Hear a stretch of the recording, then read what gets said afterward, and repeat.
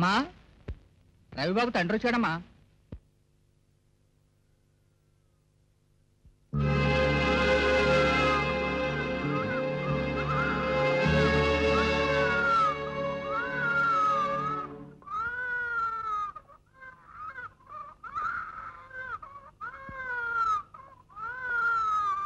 ఆగో,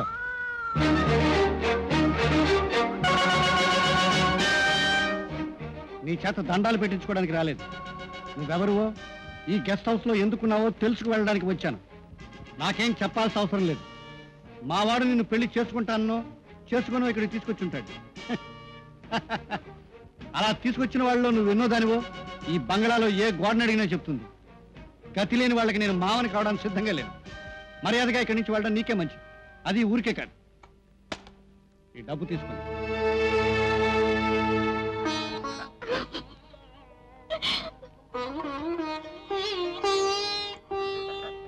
చూడమ్మా, నీకేం చెప్పాలో ఎలా చెప్పాలో నాకేం తెలియటం లేదు.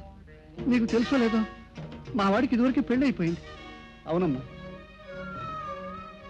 ఈ పసికందు వాడి బిడ్డ ఇప్పుడు మరో పెళ్లి చేసుకున్నాడని తెలిస్తే నా కోడలు చచ్చిపోతుంది, తల్లిపాలు కరువై ఈ పసికందు చచ్చిపోతుంది, నా దారుణాన్ని చూడలేక గుండె జబ్బుతోన నా భార్య చచ్చిపోతుంది, నేను చచ్చిపోతాను.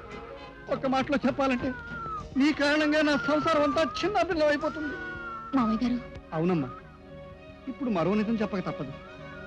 ఆడదంటే కాలుతున్న చుట్టలాగా పవిత్రంగా చూస్తాను నేను, కానీ నా కొడుకు ఆరిపోయిన చుట్టలాగా కాలి కింద రాసి పారేస్తాడు. కనుక నీ మేలు కోరి నా సంసారాన్ని దృష్టిలో పెట్టుకుని మాకు మేలు చేయమని ఈ బిడ్డని పాదాల దగ్గర పెట్టి మరీ వేడుకుంటున్నాను. బాబు గారు వద్దు, నా గురించి మీరు కష్టాల పాలు కావద్దు. కష్టాలు కన్నీళ్లు నాకు పుట్టినప్పటి నుంచి అలవాటు. నేనే వెళ్ళిపోతాను. ఆగమ్మా, ఇస్తానన్న డబ్బు వద్దని వెళ్ళిపోతున్నావు అంటే నీ త్యాగానికి చేతులెత్తి నమస్కారం చేయాలందమ్మా. వెళ్ళమ్మా. బాబు వచ్చి ఆ పెళ్ళేదని అడిగితే ఏం చెప్పాలి సార్? ఏం చెప్పక్కర్లేదురా. ఒరే డేనియల్, ఎక్కడి నుంచి పట్టుకొచ్చావో కానీ చిన్నతరంలోనే ఈ పిల్లిద్దరు ప్రేమికులను విడదీసిందంటే ఆహా, పెద్దయ్యాక ఏ పార్టీని విడదీస్తుందో, ఏ ముఖ్యమంత్రిని పడగొడుతుందో ఎందుకైనా మంచిది అడ్రస్ జారీ చేయి. అలాగే.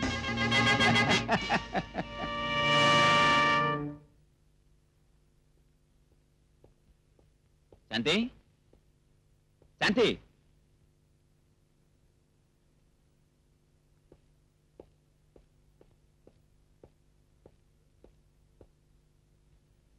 శాంతి,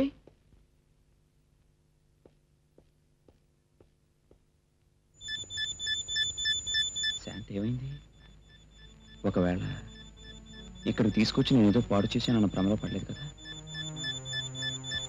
డేనియల్ సార్, డేనియల్, శాంతి ఎక్కడ? మీరు వెళ్ళేసరికి బాగానే ఉందా?